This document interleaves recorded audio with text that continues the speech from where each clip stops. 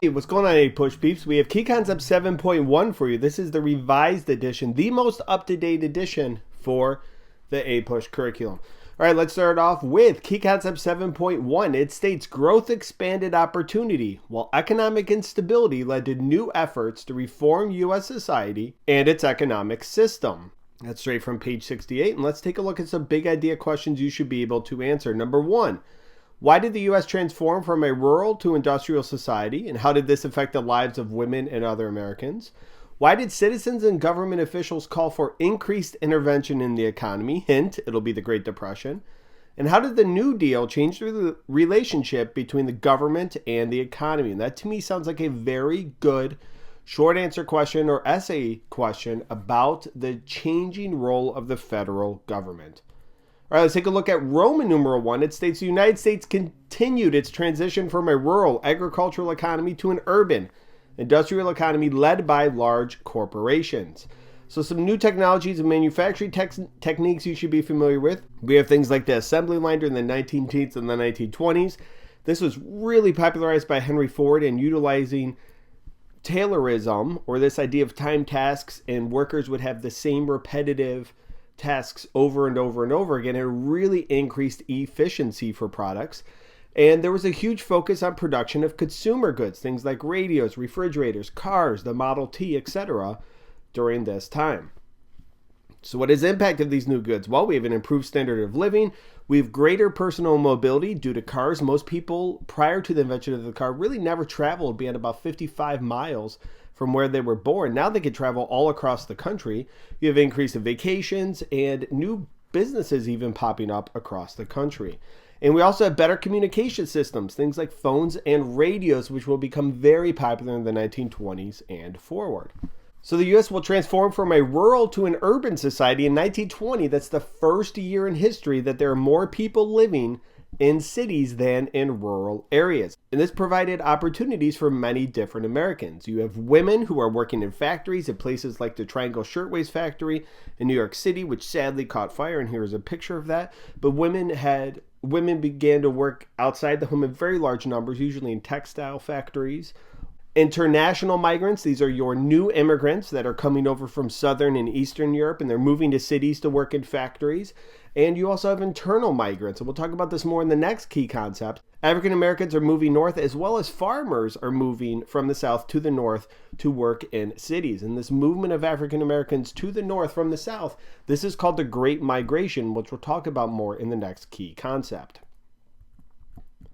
Okay, so economic downturns led to calls for government involvement in the creation of a stronger financial regulatory system. So as a result of the Great Depression, people are going to begin to call in larger numbers for government intervention in the economy. We have things like the FDIC, or the Federal Deposit Insurance Corporation. And this was created by FDR, one of his first programs, to insure bank deposits. So if a bank went bankrupt, your money would not. And this drastically decreased the number of bank failures that the U.S. was facing, especially early on in FDR's presidency, which happened to be his first year, 1933, the same year the FDIC was created. Okay, Roman numeral 2 states in the progressive era of the early 20th century, progressives responded to political corruption, economic instability, and social concerns by calling for greater government action and other political and social measures. So we have progressive era journalists, sometimes called muckrakers, a term that was coined by Teddy Roosevelt, and they attacked political corruption. People like Lincoln Steffens wrote a book called The Shame of Cities, and this exposed corruption between municipal or city government and businesses. Can't talk about the progressive era without talking about Jacob Riis and How the Other Half Lives. His book focused on poor people living in tenements in New York City, and this was really about social injustice and economic inequality. And then when we're talking about progressive era reformers, who most often happen to be middle class and living in cities, and certainly women, you have to know that they saw social changes in cities and immigrant populations. And you know who this is going to be. You know it. Absolutely, Jane Addams and the Hull House. This was a settlement house specifically aimed at women and immigrants in large cities. This was founded in Chicago, and other settlement houses and Hull houses popped up throughout the country. On a national level, progressives sought to regulate the economy. You see the Clayton Antitrust Act. This will strengthen the Sherman Antitrust Act and will allow the government more power in breaking up trusts or monopolies. This also exempted labor unions from prosecution.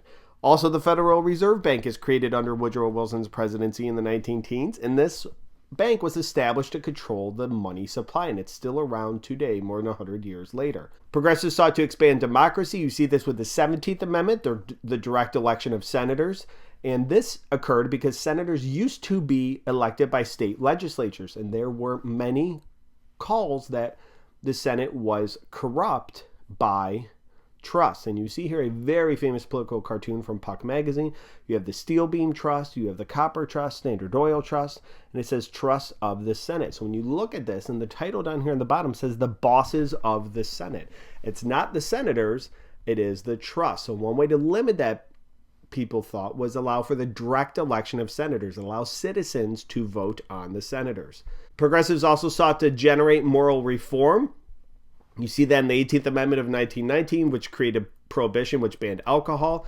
Other progressive constitutional amendments that you should be familiar with, the 16th created an income tax. I remember this because 6 has an X in it, as does tax. And then the 19th Amendment really signifies the end of the progressive era in 1920.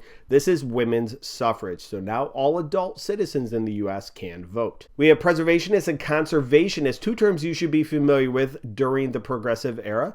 And they both advocated the establishment or favored the establishment of national parks, but their responses to the overuse of resources were different.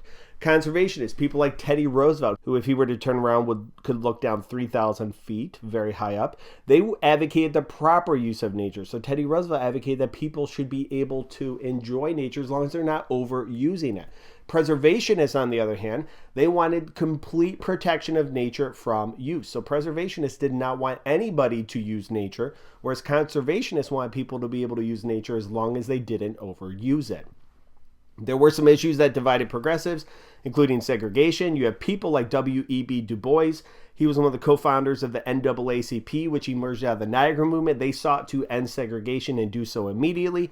On the other end, you have Booker T. Washington. He wanted more economic equality first. I do have a video on both of these guys. We also have expanding popular participation in government. Some progressives thought, you know what, it's best for the educated and the professionals to make decisions. Others said, you know what, it's better for broad political participation. And immigration divided progressives.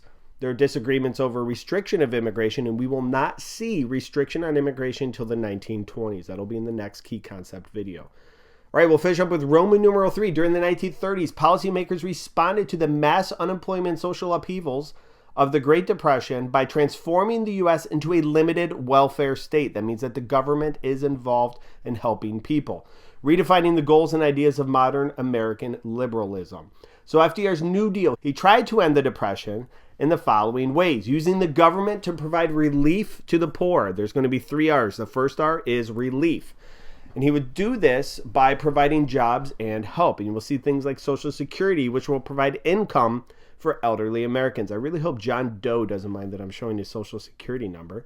The AAA paid farmers to not overproduce crops. So it's paid farmers not to grow, because one of the problems for farmers was that the price of crops was so low because they were producing so much. FDR also sought to stimulate recovery. So the second R is going to be recovery.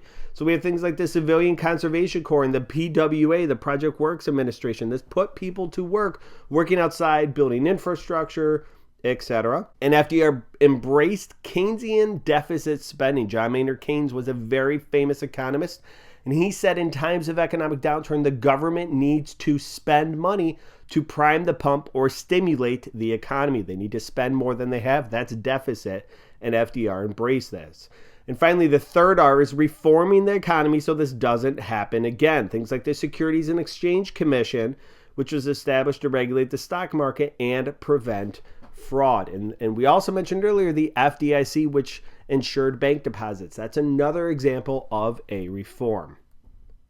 There were movements that pushed for more reform. Some people argued that FDR didn't go far enough, and we see this through unions, populists, and radicals. So Huey Long, he was a governor from Louisiana, and his program proposed giving $5,000 to citizens to families by taxing the wealthy. So he said one way to help out is to tax the rich and then redistribute that wealth to the poor or families or those in need.